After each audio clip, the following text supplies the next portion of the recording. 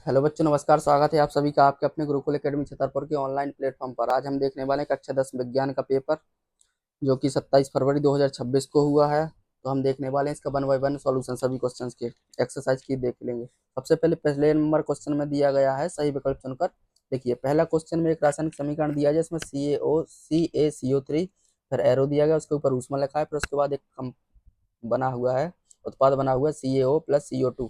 तो हमें इसमें ये देखना है कि कौन सी अभिक्रिया है, संयोजन है, विस्थापन है, वियोजन है या द्विविस्थापन है। तो जब एक अभिकारक से टूटकर दो या दो से अधिक उत्पादों में टूट जाता है उसको बोलते हैं वियोजन अभिक्रिया।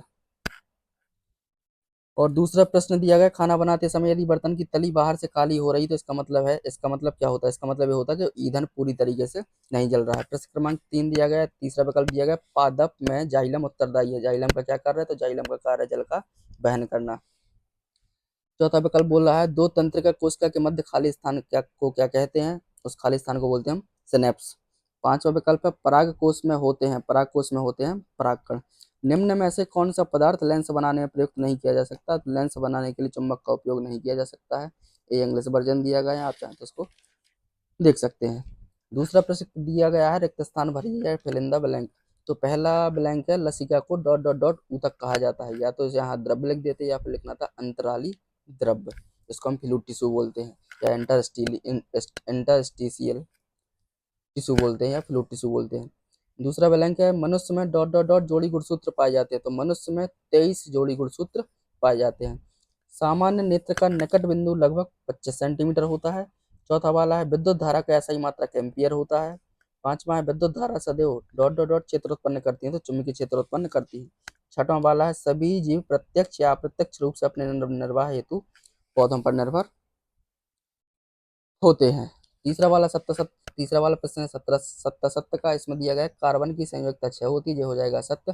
प्रकाश संश्लेषण के लिए क्लोरोफिल आवश्यक होता है, ये हो जाएगा सत्य। तीसरा वाला दिया है, किसी गोलीय दर्पण की फोकस दूरी उसकी वक्रता त्रिज्या की आधी होती है, सत्य हो जाएगा।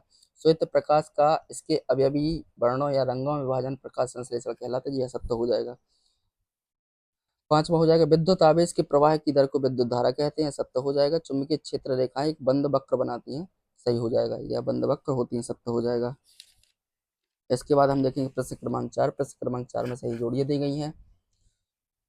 जैसे पहली मैचिंग बोल रही है, श्वसन क्या है, तो श्वसन है एक ऊष्मक्षेपी अभिक्रिया। दूसरे में दिया गया, संश्लेषक सूचक है मिथाइल ऑरेंज। सर्वाधिक तन्य धातु है गोल्ड। रक्त में शर्करा का नियमन इंसुलिन करता है। मुकुलन हाइड्रा में होता है। वंशागति के नियम मेंडल ने दिए थे। इसके बाद प्रश्न क्रमांक 5 दिया गया, जिसमें एक शब्द या एक वाक्य में उत्तर लिखना है। तो पहला क्वेश्चन कह रहा है, संयोजन अभिक्रिया किसे कहते हैं। ये आपको यहाँ पर परिभाषा लिख देनी थी संयोजन अभिक्रिया की। पीएच स्केल किसे कहते हैं, पीएच स्केल की परिभाषा लिखना था। जिसमें 0 से 14 तक के नंबर होते हैं। किसी भी पदार्थ की अम्लीयता या क्षारीयता को बताते हैं, बताता है। तीसरा क्वेश्चन है, विकृत एल्कोहल किसे कहते हैं। जब हम एल्कोहल में मिथाइल एल्कोहल मिला देते हैं तब इस बने हुए एल्कोहल को विकृत एल्कोहल बोलते हैं। मछली के हृदय में कितने कोष्ठ होते हैं। मछली के हृदय में 2 कोष्ठ होते हैं। मानव भ्रूण में प्लेसेंटा का क्या कार्य है। मानव भ्रूण में प्लेसेंटा का कार्य है कि भ्रूण को ये माँ के गर्भाशय में भ्रूण को पोषक प्रदान करता है या पोषण प्रदान करता है। व्यवहांतर का SI मात्रक का नाम लिखिए। व्यवहांतर का SI मात्रक होता है वोल्ट, इसको हम V से प्रदर्शित करते हैं। इसके बाद आपके क्वेश्चन आंसर चालू हो जाते हैं। तो हम एक क्वेश्चन देखेंगे जिसमें हमें कुछ रासायनिक अभिक्रियाएं दी गई हैं और हमें रासायनिक अभिक्रियाओं को संतुलित करना था या बैलेंस करना था। तो हम इनको बैलेंस करना देख लेंगे। सबसे पहली वाली अभिक्रिया को आपको बैलेंस करना था, तो आपको Fe के आगे 3 लिखना था, H2O के आगे 4 लिखना था। एरो के बाद जहाँ H2 लिखा है वहां पर आपको 4 लिखना था। तो पहली वाली अभिक्रिया बैलेंस हो जाएगी।